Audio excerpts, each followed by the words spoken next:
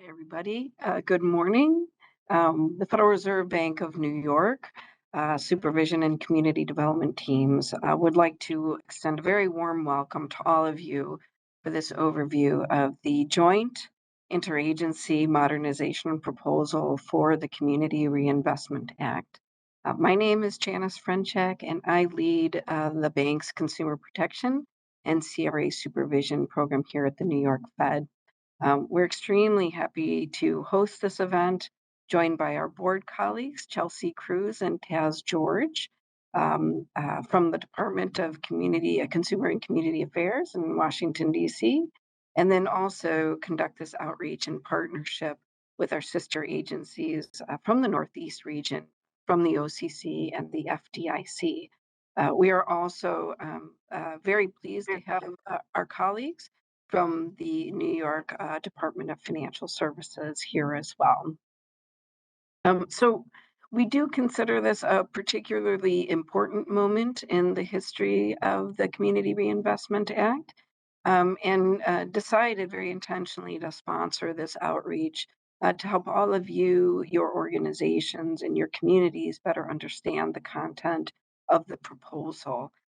The current proposal would, among other things, expand access to credit, investment, and basic banking services for low and moderate income individuals and communities, as well as adapt to some of the very significant changes in the banking industry. So upon registration, you may have submitted a question in advance, and we'd like to extend our gratitude and thanks to you, all of you that did that. We're very appreciative of the feedback, and we'll try to address all of those questions today in a very limited time. So bear with us as we move through those. The other piece of this is that we're in an open comment period, and as such, we won't be opening the chat or the question feature for this session. However, we still strongly encourage you to submit your comments during this comment period, which closes August 5th, 2022, which is just a few short weeks away. We will provide, again, the specifics on how to submit comments to the agencies during the session, I think afterwards as well. So one last item, this event is open to the public and will be recorded and be made available for later viewing. Once again, I want to say thank you for your attendance, your engagement, and your input. It has been extremely important in shaping this proposal. So we really appreciate all of the engagement that all of you have represented. And once again, welcome. So Chelsea and Taz, I'm going to turn it over to you guys for the overview, and then I'll join back in when we're ready for the question and answer section. That sounds great. Janice, thank you so much. And good morning, everyone that has joined us today. Welcome again to this session. We're excited to have a chance to discuss the interagency notice of proposed rulemaking on revising the Community Reinvestment Act. And as Janice mentioned, my name is Chelsea Amelia Cruz. I'm a senior policy specialist with the CRA team at the Federal Reserve Board, and I'm joined by my colleague Taz George, who will be co-presenting today. We're going to review key provisions in the CRA NPR, and as many of you folks know, there's a lot to cover, so we'll aim to address those provisions at a fairly high level. But in this presentation, we'll provide an overview of those related to assessment areas, which covers proposed provisions on where banks are assessed for their CRA performance, qualifying activities, where we'll discuss proposals that would provide more specificity on defining eligible community development activities. We'll review the overall evaluation framework, which will cover the proposed revised evaluation framework, and we'll walk through the 4 tests that would apply to large banks, including retail lending test, retail services and products test, community development financing test, and community development services test. We'll also discuss the way the proposal would tailor the evaluation framework for other bank sizes and business models. And finally, we'll review ratings. CRA evaluations result in bank ratings, multi-states MSAs, and for the bank overall, and we'll describe the proposed approach And then we'll close with a kind of high-level overall discussion on data collection and reporting. We've included a set of provisions on data collection and reporting that would be necessary to support the proposed evaluation framework, and we'll give an overview of what that looks like and how that's tailored based on bank size and business model. And then, as Janice mentioned, we'll aim to move into our Q&A session. Next slide, please. So in the interest of time, I won't review this objective slide in too much detail, but we always like to pause on this because we think it's kind of a great foundational starting place for folks to understand how the agencies approached CRA reform. We collectively settled on these 8 objectives, which are also noted in the NPR. The first objective is to strengthen the achievement of the core purpose of the statute. And in issuing this proposal, the agency sought to strengthen the CRA regulations to better achieve the purpose of the law, which includes expanding access to credit, investment, and basic banking services to low and moderate income communities. The second objective that we'll cover is to adapt changes to in the banking industry, including mobile and online banking. As many folks know, the last substantive interagency revision to the CRA regulations was in 1995, and the banking ecosystem has changed significantly since then, most notably the rise of mobile and online banking. And as a result, the proposal aims to update the regulation to take this into account. The third objective in the NPR is to provide greater clarity and consistency in the application of the regulations. The proposed use of standardized metrics in the CRA evaluations, which we'll cover, is one example of how the agencies have tried to provide greater clarity and consistency. The fourth objective in the NPR is to tailor performance standards to account for differences in bank size, business model, and local conditions, which you'll see we thoughtfully included across the proposal. The fifth objective in the NPR is to tailor data collection and reporting requirements and to use existing data whenever possible. The sixth, to promote transparency and public engagement. We continually recognize that public engagement and transparency are fundamental aspects of the CRA evaluation process. The seventh, to ensure that CRA and fair lending are mutually reinforcing. In meeting the credit needs of their entire communities, we recognize that banks must do so in a fair and equitable manner. And finally, the eighth objective in the NPR is to create a consistent regulatory approach among all 3 banking agencies. And we're delighted to have our counterparts from the FDIC, OCC, and the Department of Financial Services of New York joining us today. Next slide, please. So as I mentioned, we're going to kick off with an overview of our proposed approach on assessment areas, which again will cover the provisions on where banks are assessed for their CRA performance. Under the existing regulation, banks are evaluated on where they have a main office, branches, and deposit-taking ATMs, and banks of all sizes can designate assessment areas smaller than a county. The provisions for assessment areas included in the NPR are intended to account for mobile and internet business models while still providing incentives for branch-based models, to continue to allow small and intermediate banks flexibility to designate partial county assessment areas, and to provide more certainty on eligibility for community development activity conducted outside of facility-based assessment areas. The NPR includes provisions which tailors the delineation of assessment areas, and it includes a facility-based assessment area approach, retail lending assessment areas, outside retail lending assessment areas, and areas for eligible community development activity. So beginning with facility-based assessment areas would be established around a bank's office, branches, and deposit-taking remote service facilities. And this term replaces the current term deposit-taking facilities and would include ATMs and other deposit-taking facilities such as interactive or virtual ATMs. All banks would be required to delineate facility-based assessment areas. And unlike the current regulation, large banks would not be allowed to delineate partial county assessment areas, which the agency believed would support and further fair lending. Large banks and wholesale and limited purpose banks would be required to designate facility-based assessment areas that consist of one or more MSA or metropolitan division or contiguous counties. The proposal also maintains the following existing provisions. It would allow intermediate and small banks to continue to designate partial counties. Facility-based assessment areas would not be permitted to extend across a county or MSA boundary unless in a multi-state or combined statistical area. And in all cases, and for all banks, facility-based assessment areas may not reflect illegal discrimination or arbitrarily exclude low or moderate income census tracts. Next slide, please.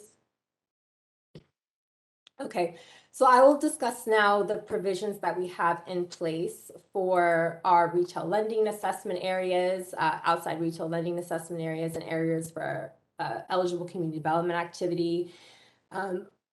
As I mentioned, large banks would be required to delineate retail lending assessment areas. Retail lending assessment areas would be required where a large bank has an annual lending volume of at least 100 mortgage loan originations or at least 250 small business loan originations in an MSA or non-metropolitan areas of a state for 2 consecutive years. And to be clear, this is based on originations and does not include purchase loans. So to determine these thresholds, the agencies considered what levels would appropriately align with the amount of lending typically evaluated in a facility-based assessment area. And the agencies also considered what thresholds will result in a substantial percentage of loans that are outside of facility-based assessment areas being evaluated within a retail lending assessment area. The requirement, for example, would address internet banks with no physical branch presence.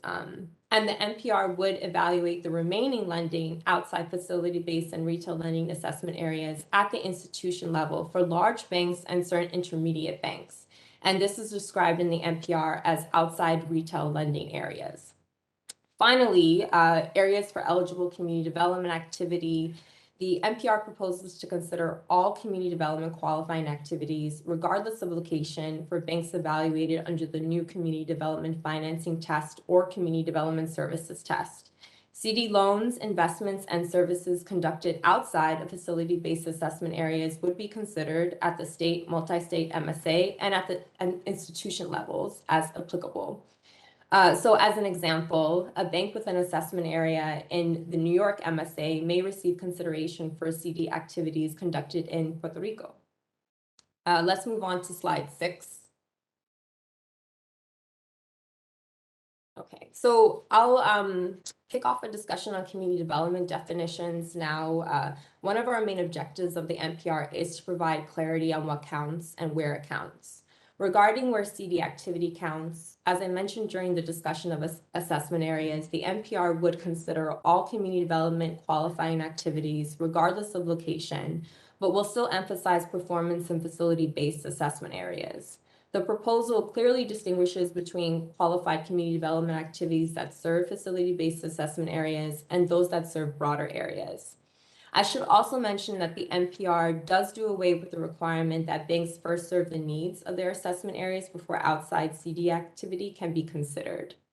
Now, regarding what counts, the provisions for community development definitions in the NPR would provide more certainty on eligible activities and emphasize activities that are responsive to community development needs, especially the needs of low and moderate income individuals, communities, small businesses, and small farms. The NPR would define a primary purpose standard for community development activities to ensure those activities benefit LMI individuals and communities, as well as distressed and underserved non-metropolitan census tracts. This is the primary purpose standard that many folks might already be familiar with, that's currently included in the Q&As and is now going to be codified as part of the regulation. The standard has 2 overall prongs, and generally all activities would need to meet one of these prongs to be eligible for CRA credit. The first prong would look at whether a majority of dollars, beneficiaries, or housing units would go to one of the enumerated community development purposes, or in cases where the majority standard isn't met, the second prong would look at whether the express bona fide intent of the activity meets the community development standard. An important exception to this point is that mixed income housing would qualify based on the portion of housing that is affordable to LMI households, with the exception of investments in low income housing tax credits, so LIHTC, which would continue to receive full consideration. Finally, for additional clarity, the NPR proposes that the agencies would also maintain an illustrative list of eligible qualified community development activities. In addition, we also propose a process open to banks for confirming eligibility of community development activities in advance. These provisions are, of course, intended to provide further clarity and encourage activities to serve LMI individuals and historically underserved geographies. Next slide, please. Okay, so now I'll dive into the actual community development definitions. The NPR proposes to expand the categories from community development activity from 4 to 11. Under the existing CRA regulation, community development activities fall into 4 broad categories. Those include affordable housing, community development services, economic development, and revitalization and stabilization. The agencies are proposing to establish 11 community development categories that would create specific eligibility standards for a range of loans, investments, and services. The 11 categories, of course, listed here, build upon the current regulations community development definition, and we aim to incorporate key aspects of existing guidance that are currently provided in the interagency question and answers. Unfortunately, we don't have time to do a deep dive into each of these categories in full detail today, but I do want to highlight a few particulars.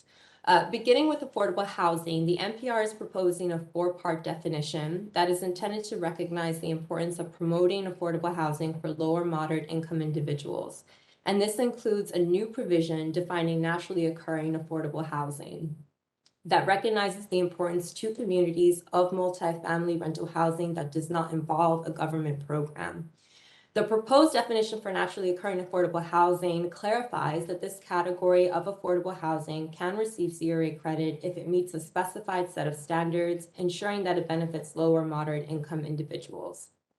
There's also a new community development category dedicated to mission-driven institutions, which includes minority depository institutions, women's depository institutions, low-income credit unions, and Treasury Department certified community development financial institutions.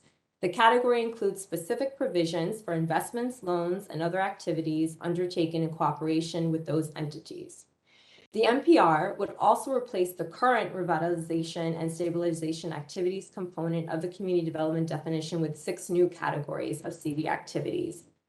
And again, we won't have time to delve into all 6 today, but I do want to mention that the new categories seek to provide greater clarity on the types of activities that qualify and to tailor the type of activities that qualify in different targeted geographies, which include LMI areas, distressed or underserved non-metropolitan areas, designated disaster areas, or native land areas.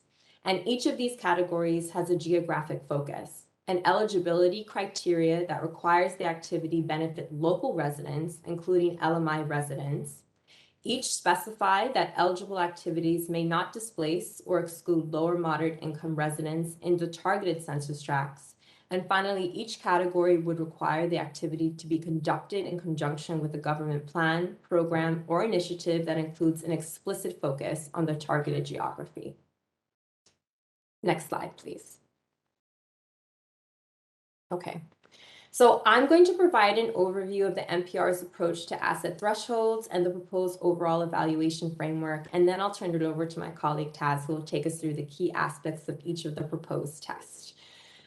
Beginning with asset thresholds, which is not reflected on the side, but I thought it would be important to start there. The NPR would raise the thresholds for each bank category.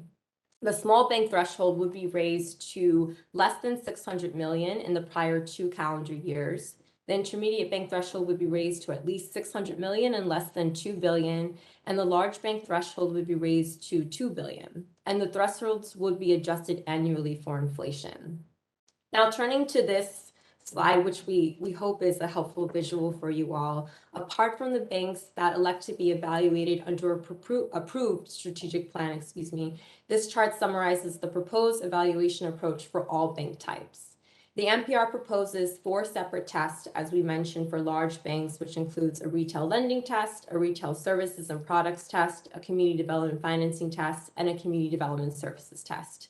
Each test reflects a unique set of CRA-related activities that would benefit from a tailored evaluation approach. And each of the 4 tests proposed would measure a different aspect of how responsive a bank's retail and community development activities are to the credit needs of its local communities. And the NPR also proposes specific weights to each test to determine a final rating, which we will discuss when we get to ratings in subsequent slides. The agencies are proposing a tailored evaluation framework with different performance tests applied to banks of different sizes and business models. So again, large banks would be evaluated under all 4 proposed tests. I should note that there are certain aspects of the retail services and products test which would only apply to large banks with assets of over 10 billion, and Taz is going to discuss that nuance in further detail. Intermediate banks would be evaluated under the proposed retail lending test and would have the option to elect evaluation under the existing CD test or the proposed CD financing test. The NPR does maintain the option for intermediate banks to choose to include a home mortgage loan, a small business loan, or a small farm loan as a CD activity under either evaluation approach, provided that the loan satisfies the primary purpose prongs that I discussed and is not required to be reported.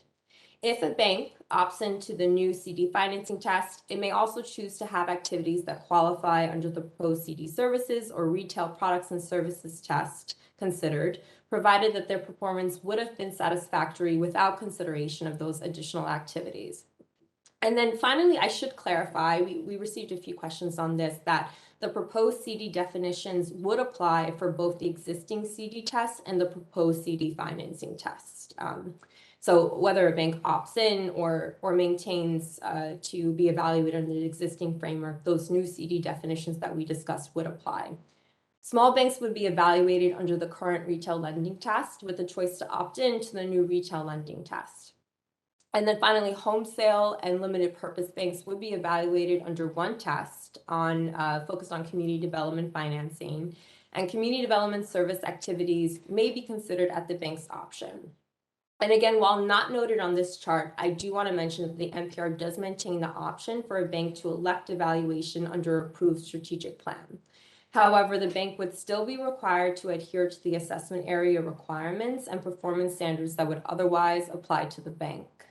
So with that, I'm going to turn it over to Taz to do a dive into the various tests that we're proposing. Taz? Chelsea, thanks so much. Good morning, everyone. Thanks for joining today. We can go ahead and move to the next slide, and I'll start talking about the 4 performance tests, starting with the retail lending test. And this, as Chelsea mentioned, the retail lending test under the proposal would apply to large and intermediate banks. Small banks would have the option to be evaluated under this new test, but by default would be evaluated under the current approach. The lending test, the retail lending test, really builds off of a lot of the metrics and evaluation elements that are used under the current approach, but builds in a little bit more transparency and predictability through the use of standardized metrics, benchmarks, and performance thresholds.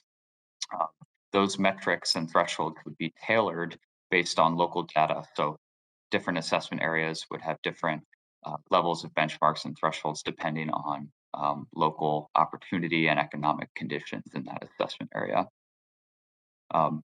The retail lending test evaluates, under the proposed rule, would evaluate up to 6 different major product lines. Those product lines are closed-end home mortgage, open-end home mortgage, multifamily mortgages, small business loans, small farm loans, and automobile loans.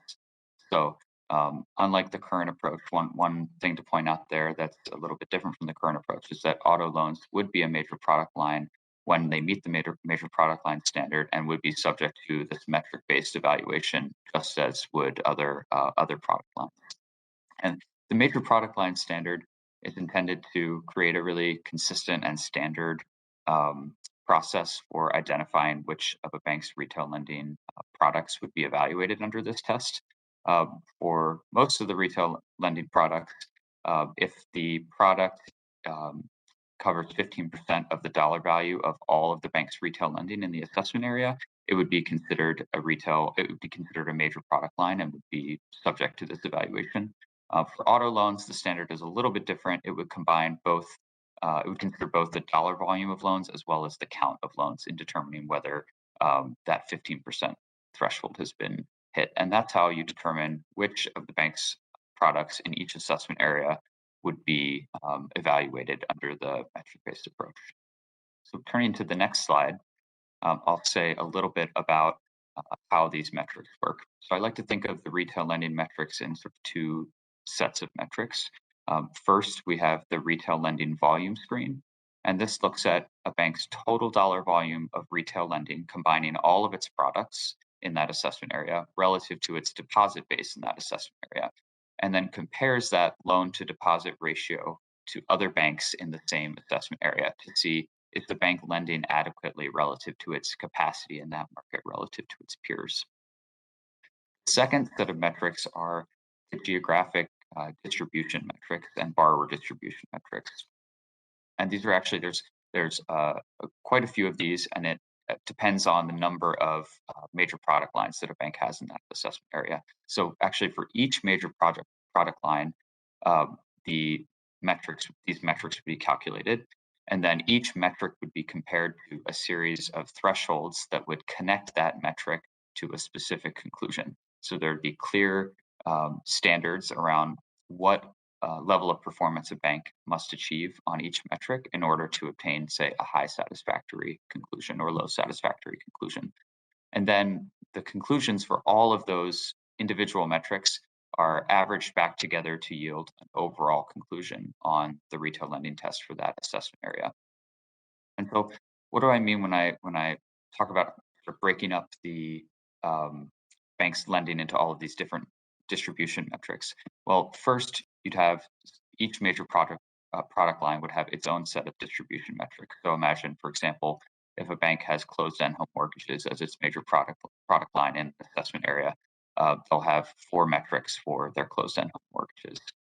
The first 2 will be their geographic distribution metrics, and that would include the share of their closed-end home mortgage loans that were made to low-income census tracts and the share of their closed-end home mortgage loans made to moderate income census tracts. So separately evaluating low and moderate income lending. Then again, with the borrower distribution metric, this would look at the share of closed-end home mortgage loans to low-income individuals and to moderate income individuals, again, separately. So that would create 4 distribution metrics for closed-end home mortgages and 4 distribution metrics for any other product lines in that assessment area that meet the major product line standard. And each of those metrics will have a series of performance ranges so that the bank's metric can be compared to those thresholds to yield a conclusion category. And then again, as I mentioned, all of those would be averaged up together, aggregated to achieve an overall conclusion for that assessment area for the retail lending test. And so the intention is that these thresholds, as I mentioned, they would vary based on local data in each assessment area, and they would really provide additional certainty and transparency because these thresholds would create a specific standard for what level of performance connects to each conclusion category. With that, we can turn to the next slide, and I'll talk a little bit about the retail services and products test. Here, again, you'll see many elements of this test are based on elements of the current evaluation approach.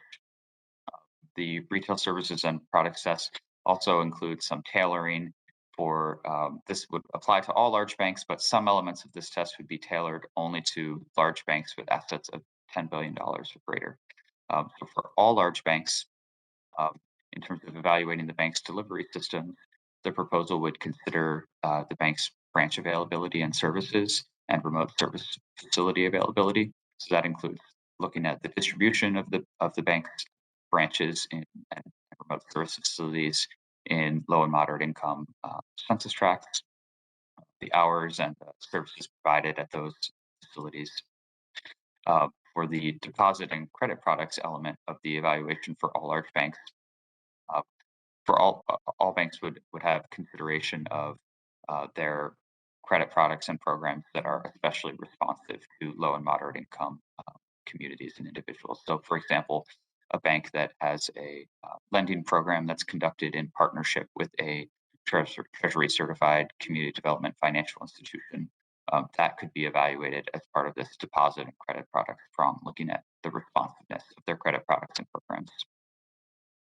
For large banks with assets of greater than 10 billion, there are some additional evaluation elements that are intended to help the proposed approach adapt to changes in the banking industry, including mobile and online banking. First, in terms of delivery systems, these large banks with greater than 10 billion in assets would have an evaluation of their digital and other delivery systems, so any mobile and online banking products and services that are offered. Second, they would have an evaluation of the availability and usage of responsive deposit products.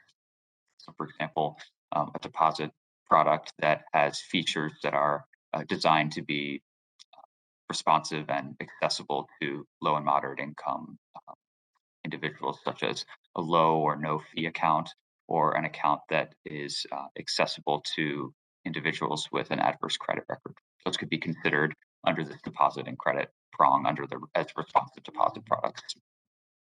The retail services and products test would overall remain a qualitative test. So unlike the retail lending test where there are specific thresholds for conclusion categories, this test would not have specific thresholds. However, it would have some new quantitative benchmarks, in particular to help evaluate the bank's distribution of branches and remote service facilities, and also to help identify areas that have low access to bank branches that may be banking deserts, and where banks could have additional incentives or could be evaluated for how well they're serving these areas, these markets that are particularly low access in terms of bank branches. So there would be some new quantitative elements. However, for the most part, this test would remain qualitative, and the evaluation of deposit products and credit products would be qualitative as well. So we can move to the next slide now, where I'll talk about the next test, which is the community development financing test. This would evaluate, again, this would be for large banks. Intermediate banks would have the option to be evaluated under this test, or by default would be evaluated under the current intermediate bank performance standards.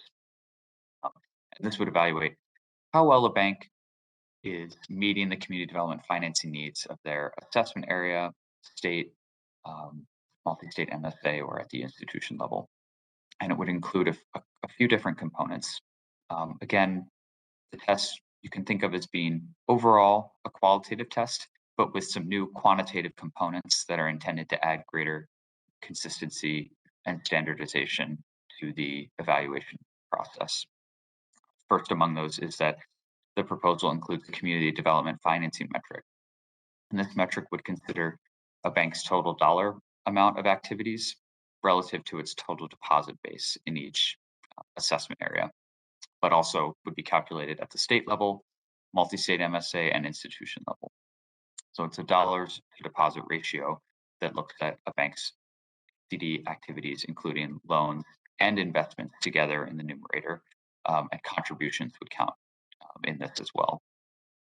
Another thing to note about the metric is that it would consider both new originations, so an activity that a bank conducted in that year, purchased or originated in that year, as well as the outstanding balance of any activities that the bank perhaps originated or purchased or conducted in a prior year that remain on the bank's balance sheet.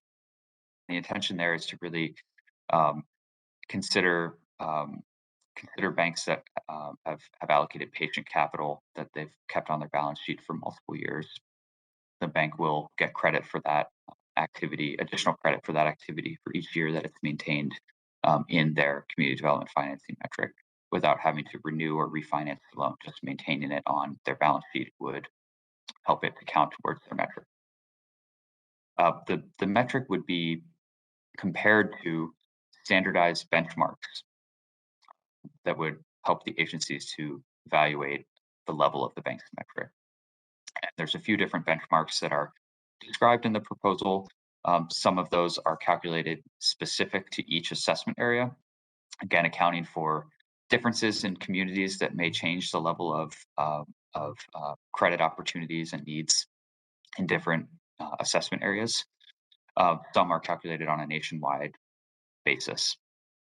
So there'd be a variety of sort of comparators that the agencies and examiners and banks could use to determine what level of lending is capable in that assessment area. And finally, there'd be an impact review. This would be a qualitative portion of the evaluation. And I'll talk a little bit more about what the impact review is in a minute, but it would essentially consider the bank's overall level of impact and responsiveness in their assessment area. The agencies would consider all of these factors, the bank's metrics, the benchmarks, and the impact review in determining the conclusion on the community development financing test in each assessment area, and would also consider these factors when determining conclusions at the state, multi-state, MSA, and institution levels. So as Chelsea mentioned before, there's going to be consideration at multiple levels. So the assessment area performance will always be evaluated, but institution level performance will always be evaluated as well. So there's certainty that activities outside of a bank's assessment area will be considered at the institution level, but we're still maintaining an emphasis or proposing to maintain an emphasis on facility-based assessment areas by conducting the evaluation at that level as well. Now we can move to the next test, final one, which is the Community Development Services Test. Thank you. And this, again, will look very familiar to today's community development, to today's services test. The way that community development services are currently evaluated would remain qualitative. It would apply to all large banks. There's one feature that would be unique to large banks with assets of over 10 billion. The review for all banks would include a review of their community development services data, including the number and of activities and the total service hours conducted. The new element that I mentioned, the new quantitative element, is that for those large banks with assets of over 10 billion, there would be a standard metric that would look at measure the bank's total service hours per full-time employee for each assessment area. So for those banks, the agencies would consider that metric when determining the CD services test conclusion. And finally, there would also be, again, this impact review. And as noted here at the bottom of the slide, the CD services in non-metropolitan areas under our proposal would include activities that are not related to provision of financial services. So we can move to the next slide, and I'll talk about the impact review, which, as you saw from the past two slides, applies on both of the community development tests, the financing and services. And the impact review is the qualitative review to assess the impact and responsiveness of the bank's community development activities. It's intended to encourage activities that are especially responsive to local needs and opportunities. To create greater consistency and clarity around what activities would be considered impactful, the proposal includes some specific criteria that the agencies would always consider when conducting the impact review. So, for example, the agencies would always consider whether an activity was conducted in a persistent poverty county or in a geographic area with low levels of community development financing. And those factors would always be considered when determining the impact and responsiveness of the bank's activities. Similarly, whether the activity was supporting or conducted in partnership with a mission-driven lender. The review wouldn't be limited to these factors, but these would always be considered. The agencies or examiners could consider other types of activities that might not specifically meet one of these factors, but given other information available to the examiner about local community needs, are deemed to be especially impactful and responsive. And this qualitative review would directly be incorporated directly into conclusions and ratings for both of the community development financing and community development services tests. So we can move now to the next slide, and I'm going to hand it back to Chelsea to lead us through our proposed approach to ratings. Chelsea. Thanks, Taz. So folks, the next few slides will focus on ratings, and I'll start with a high-level overview on our proposed approach to ratings, and then I'll drill down to what that means for large banks, intermediate banks, small banks. The key aspect of the proposal is that the individual test conclusions, as Taz mentioned, will be formed at the state, multi-state, or institution level, and they will use a weighted average of the bank's assessment area performance conclusions. And really, this is meant to create a holistic approach that is thoughtful of performance in each of the bank's delineated assessment area. For example, a bank's retail lending test conclusion in a state would reflect a weighted average of its assessment area performance in that state. And the proposal would assign a weight to each assessment area based on the bank's share of deposits and share of loans associated with that specific assessment area.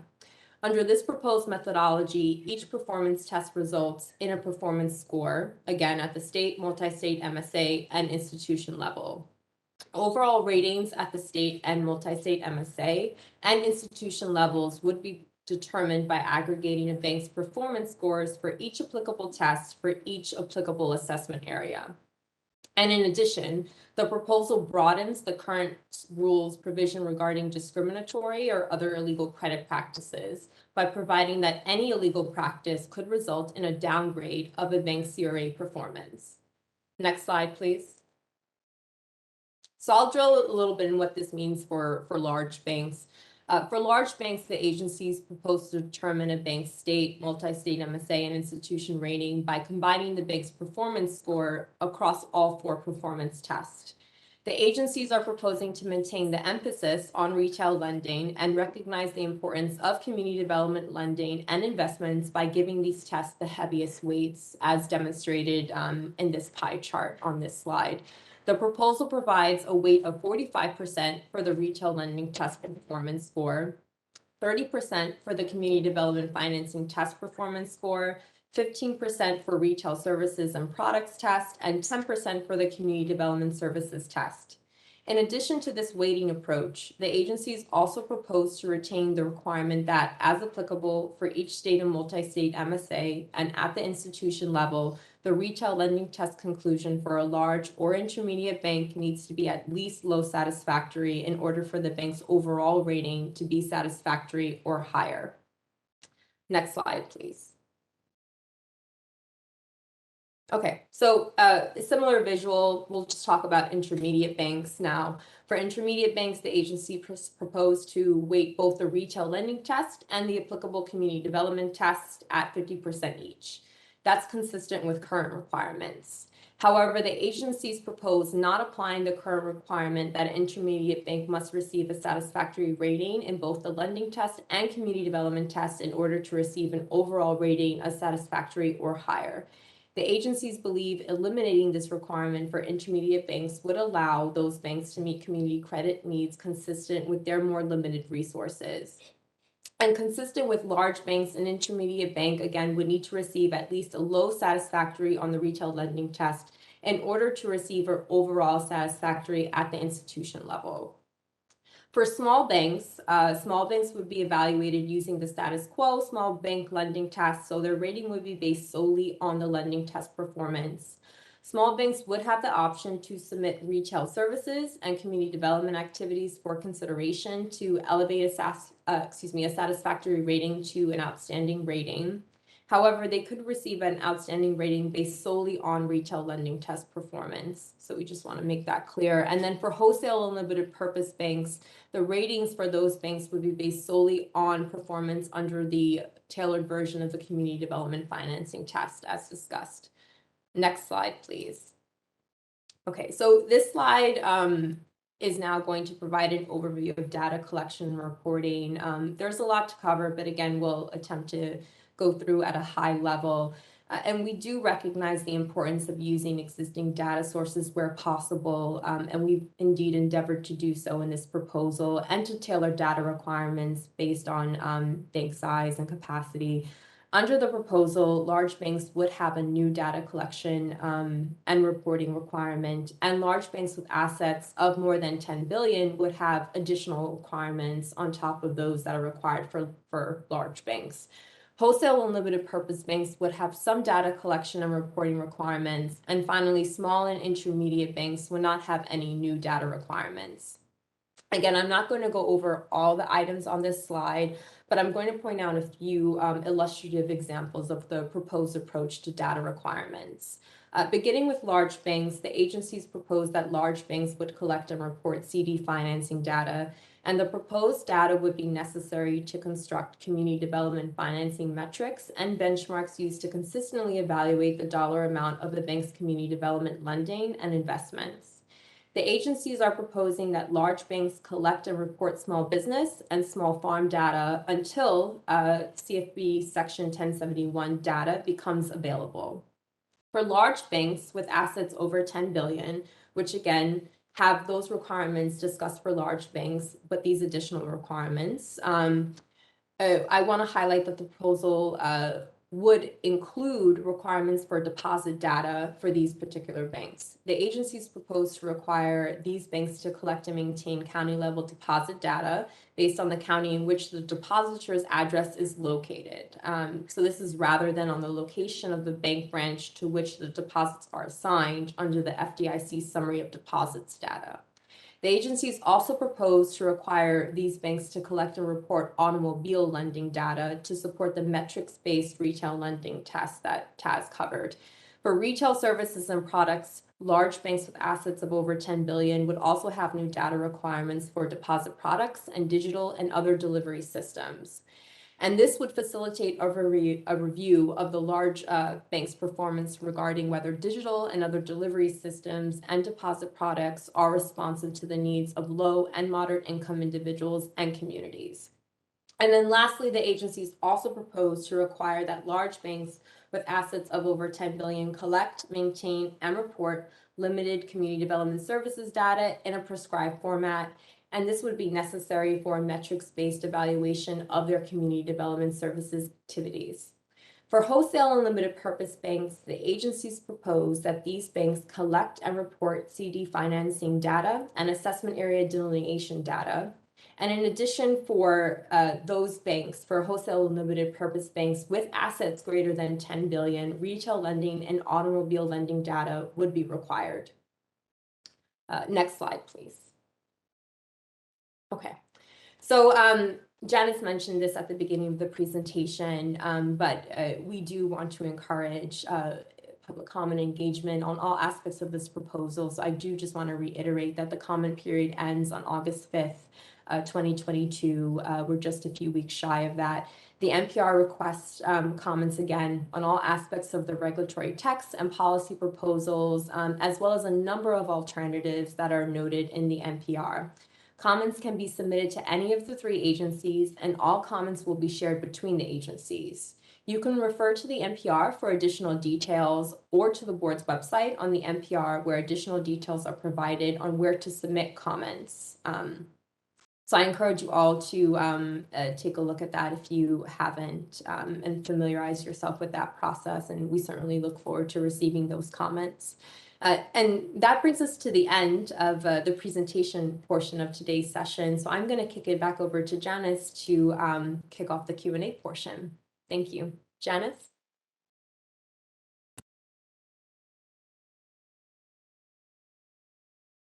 All right, having a little challenge getting off of mute there.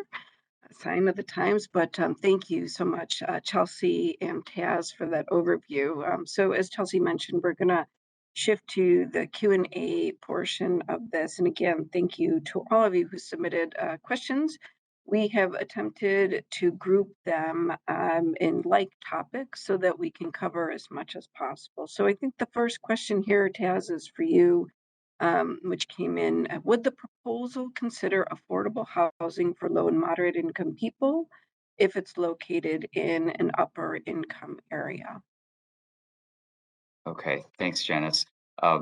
Yes, the proposal could consider affordable housing for LMI individuals in an upper income area, depending on whether the activity meets one of the prongs of the affordable housing definition that's spelled out in the proposal. And I can say a little bit more about that. Chelsea touched on it in her first portion of the presentation. To provide clear standards for affordable housing, the proposal includes a four-part definition, and it covers first affordable rental housing, that is developed in conjunction with federal, state, and local government programs. Second, it includes affordable rental housing or multifamily rental housing with affordable rents, which we also describe as naturally occurring affordable housing.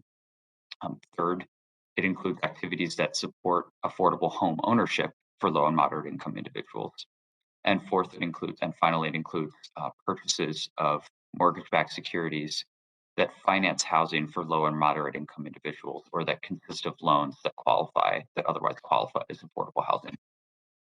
So affordable housing in any of those categories could be located in an upper income area as long as the housing is affordable and is serving LMI individuals as specified in the proposal. And so, for example, you could think about, I think a common example that maybe this question was thinking that had in mind is naturally occurring affordable housing that might be in an upper income area. So for our naturally occurring affordable housing definition, the definition would consider multifamily housing where the majority of units have affordable rents and where the housing also meets one of the following conditions that are intended to ensure that low and moderate income individuals are benefiting from the activity. And the first one of those, so the project only has to meet one of these four, not all four. One of those four is that the activity is located in a low or moderate income census tract, but the other three are not. So if you meet one of the other three prongs, the activity does not necessarily need to be located in a low and moderate income census tract. And those other three are that the housing is developed or otherwise supported by a nonprofit organization with a stated mission of providing affordable housing, that there is a written pledge by the property owner to maintain affordable rents for at least 5 years, or that the bank provides documentation that the majority of the housing units are occupied by low or moderate income households. So the proposal includes a few different pathways for how an activity like this could qualify. Of course, it would just depend on the details of what exact part of the definition the activity may meet, but it certainly is possible for affordable housing for LMI individuals in an upper income area to meet the proposed definition.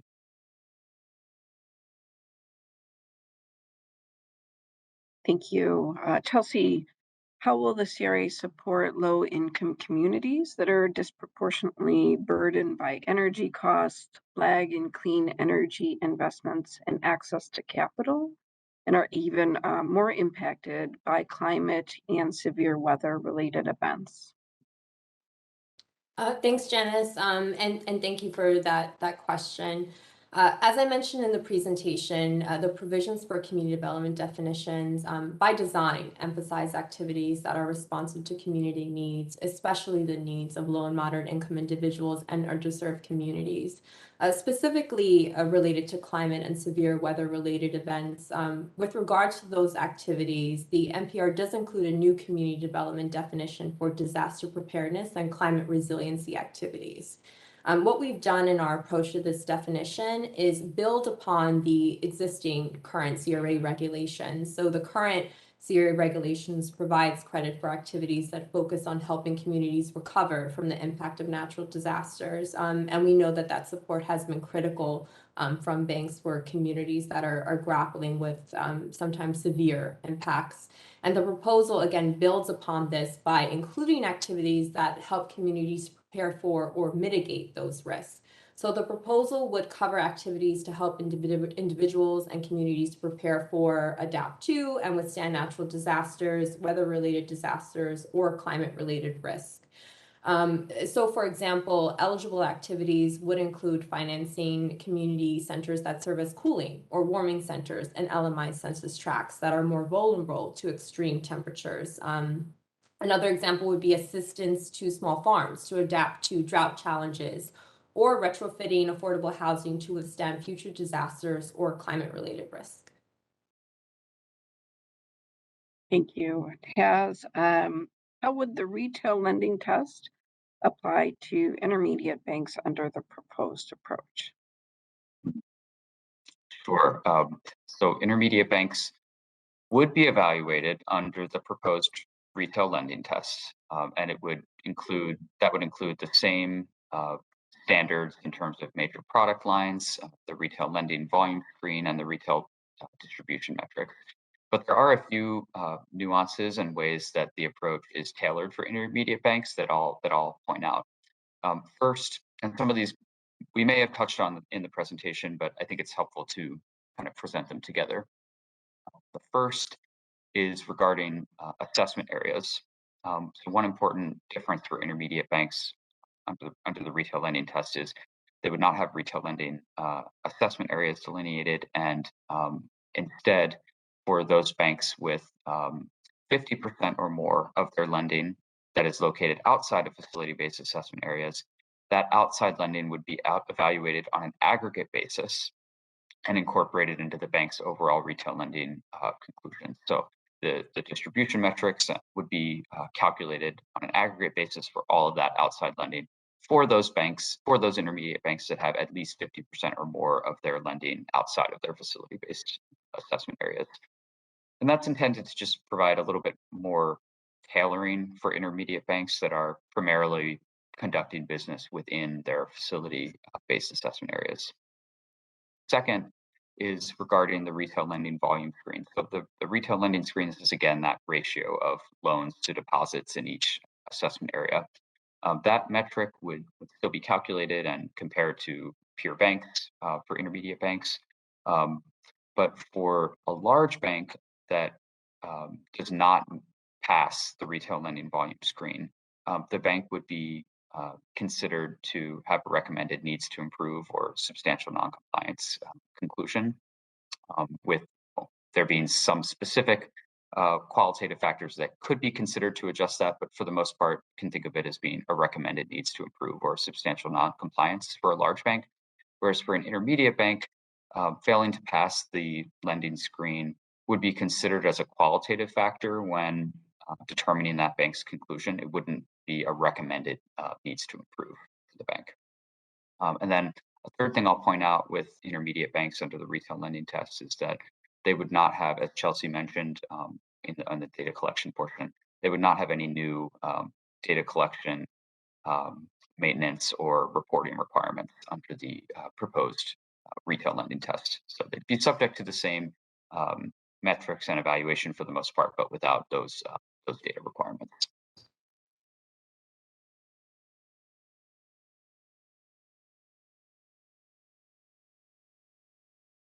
All right, third time's a charm. Chelsea, this one's for you. So how does the agency's proposal address credit needs in Native communities? Thanks, Janice. Always happy to talk about the provisions for Native communities. We feel like we took a pretty holistic approach to ensuring that these communities were supported and reflected in the proposal. And I'll begin by saying that the proposal includes a specific geographic definition for Native land areas, which we believe to be comprehensive and is meant to be inclusive. Under the proposed set of community development definitions, the native land area definition, which is separate, would cover eligible revitalization, essential community facilities, essential community infrastructure, and disaster preparedness and climate resiliency activities for those targeted geographies that reflect the unique economic, credit, and financial services needs of Native and tribal communities. And in addition, the agencies propose providing positive qualitative consideration for banks that operate branches in Native land areas. And as Taz discussed when he reviewed the impact review, I do just want to underscore that the NPR includes provisions for an impact review factor that, again, as Taz mentioned, applies to the community development financing test and the community development services test. And that impact review includes a factor that includes activities that are responsive to community needs, including underserved communities. Is specifically one of those factors include activities that benefit Native communities, such as qualifying activities in Native land areas, as I discussed. And given that many Native and tribal members reside in geographic areas outside of proposed Native land areas, the proposal is also seeking feedback on whether the proposed impact review factor should be defined to include activities that are not located in Native land areas. So again, like this aspect and all aspect of this proposal, we're eager to hear feedback on the approach.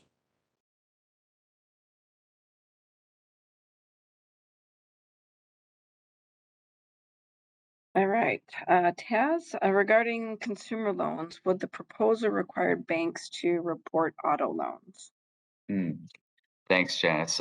Yes, so some banks would have new data collection and reporting requirements for automobile loans under the proposal. So the NPR would require banks with assets of large banks with assets of over 10 billion to collect and report automobile lending data. Collecting and maintaining this data would be optional for small banks that elect to be evaluated under the retail lending test, and would be optional for intermediate banks and for large banks with assets of 10 billion or less. So those intermediate and all intermediate and large banks would be evaluated on their auto lending, but only large banks with assets of over 10 billion would be required to collect and report that auto lending data. And that reported data from the large banks with assets of over 10 billion would be used to construct the lending distribution benchmarks and thresholds for the proposed metrics-based approach. As Chelsea said, this is another area where we're seeking feedback on the approach, including the data-related requirements for auto lending and for all of the other aspects of the metrics in the proposal. Okay, Chelsea, will volunteerism be considered for financial literacy activities, even if not targeted to low and moderate income individuals? And also, will volunteerism be considered for low and moderate income individuals, even if it doesn't have a financial literacy component? This question gives us an opportunity to dive into one of the community development definitions, and we didn't have a chance to dive into all of those in the presentation. And I'm just going to tackle the first part of this question, and then I'll move on to the second. So with regards to financial literacy, the agencies are proposing a separate definition for activities that assist individuals and families, including, of course, low and moderate income individuals and families, to make informed financial decisions regarding managing income, savings, credit, and expenses, including with respect to home ownership. Under the proposed rule, a bank would receive consideration for these activities without regard to income level of the beneficiaries. So while the activity does not need to be exclusively targeted to LMI individuals, it should still be inclusive of LMI individuals. And now for the second part regarding volunteerism for LMI individuals, the agencies propose to retain the current definition of community development services. So in addition, the agencies propose in non-metropolitan areas, banks may receive community development services consideration for certain volunteer activities, even if unrelated to the provision of financial services. So this change recognizes that banks operating in those non-metropolitan areas may have fewer opportunities to provide community development services related to financial services, and that in metropolitan areas, there may be ample opportunities to volunteer for activities that meet important community development needs. And I'll give a couple of examples. Organizing a clothing drive or a food drive for a community services organization, assisting an affordable housing organization with constructing new homes for LMI families, or volunteering to serve food at a soup kitchen at a homeless shelter or at a shelter for victims of domestic violence. Thank you. Taz, with the CD financing test pulling together both the CD loans and investments, what role will smaller donations to community groups play in the proposed framework? Thanks, Janice. Yeah, that's a great question. Just to recap, the CD financing test would include a community development financing metric, as well as benchmarks, and then as well as the impact review. And those components would be assessed at different geographic levels. So I'll touch on how donations could play into both of those elements. So the community development financing metric, which looks at the ratio of a bank's dollars of CD activity to dollars of deposits, would include both qualifying loans, investments, and contributions in the numerator of that metric. So donations would be included in a bank's community development financing metric when evaluating their assessment area performance or performance at other levels.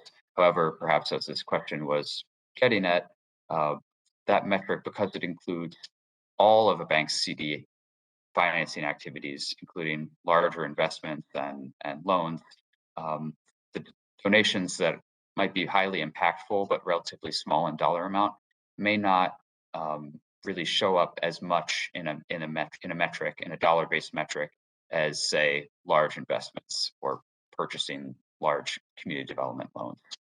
And so for that reason, the impact review, I think, is really important for the approach to evaluating donations and contributions, qualifying donations. The impact review, as we've discussed, considers the impact and responsiveness of a bank's activities and has a specific set of factors that would always be considered when evaluating impact. And one of those is whether an activity was a contribution, a qualifying contribution.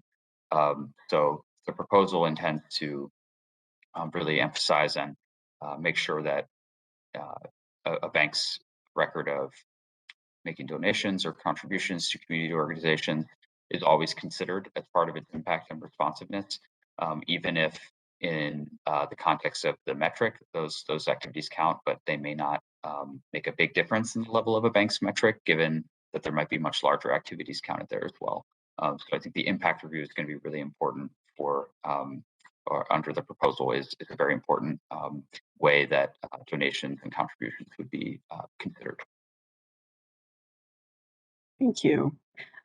Chelsea, if the definition of a CRA small business loan is changed to include loans to small businesses with gross annual revenues of less than 5 million, will certain loans that currently qualify as community development now instead be evaluated under the proposed retail lending test?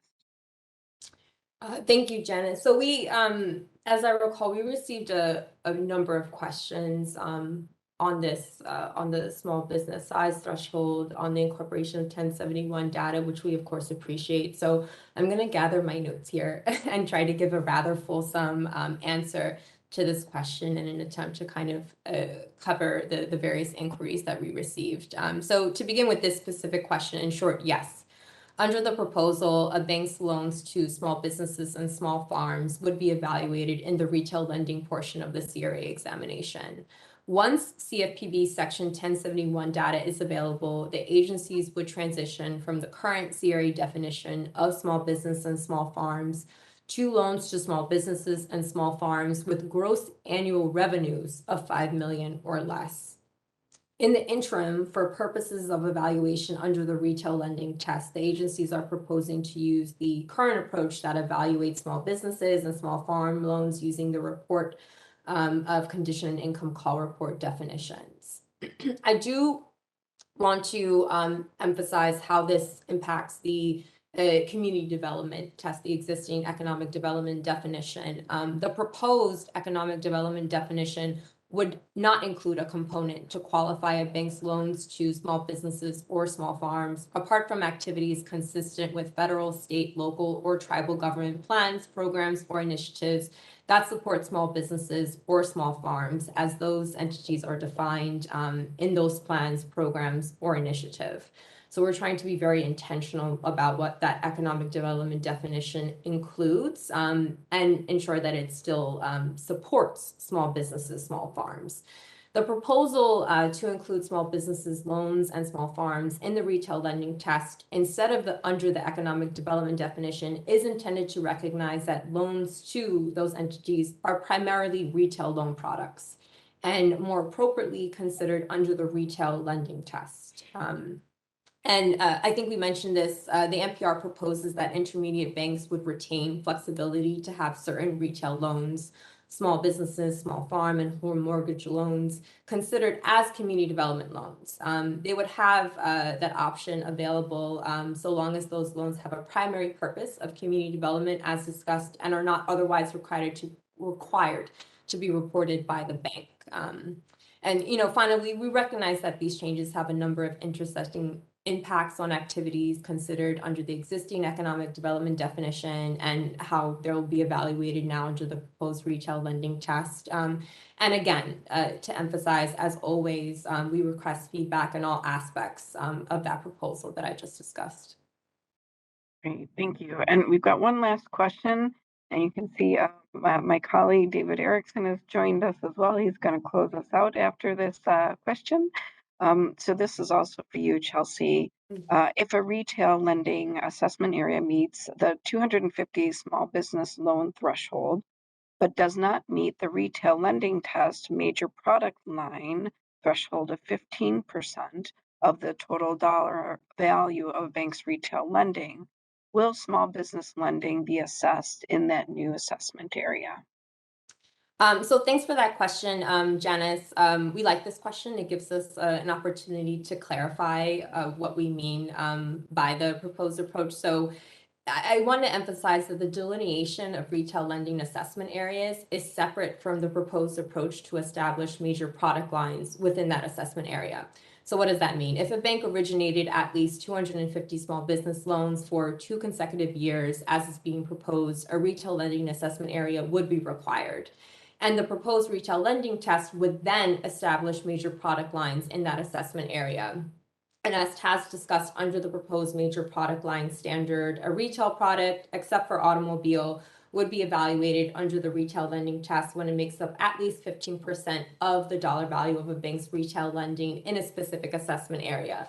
So regarding this question, it is possible, although we think likely rare, that a bank is required to establish a retail lending assessment area due to meeting the proposed volume of 250 small business loans, but would not have small business loans product as an established major product line in that assessment area, perhaps due to the volume of lending of other applicable products in that assessment area. Holy cow, that is a lot of information to absorb. And Taz and Chelsea, what a great job you did summarizing, giving us a high-level assessment of that. And Janice, thanks for those great questions.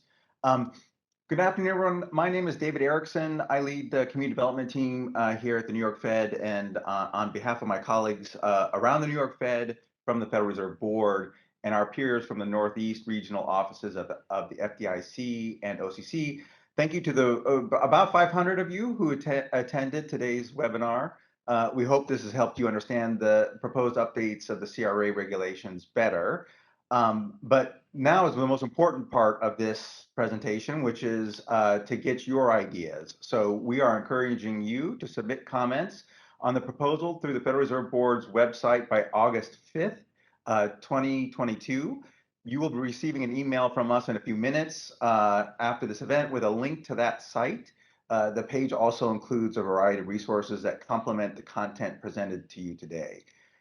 One final note, a recording of this webinar will be made available on the New York Fed's website in the next few days. And please share that with your wider network and your contacts who are interested in learning more about the current proposal but didn't have a chance to join today's event. So thank you again for your time, and thank you for helping us make the best CRA possible.